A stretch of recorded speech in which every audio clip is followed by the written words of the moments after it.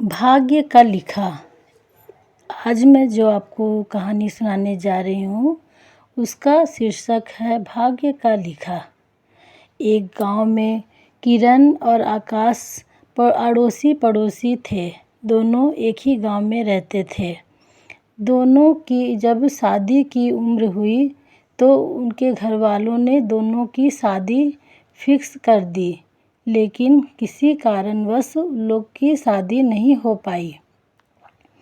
आकाश की शादी दूसरे जगह हो गई।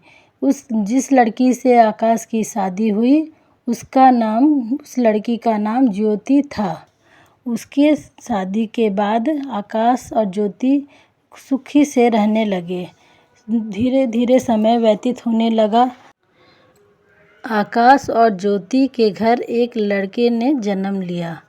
दोनों का जिंदगी सुखपूर्वक व्यतीत हो रहा था।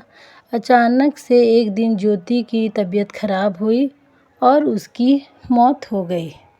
ज्योति के मरने के बाद आकाश के सामने एक विकट समस्या उत्पन्न हो गई कि वो अपने बच्चे को कैसे पाले। तो फैमिली वालों ने उसे समझाया, आकाश के माता पिता ने भी उसे समझाया कि दूसरी शादी कर लो। तो वो तो तैयार नहीं हो रहा था। फिर अपने बच्चे के लिए उसे तैयार होना पड़ा। अब किससे शादी हो? तो वो जो लड़की पहले उसके पड़ोस में रहती थी, किरण, उसकी शादी अभी तक नहीं हुई थी।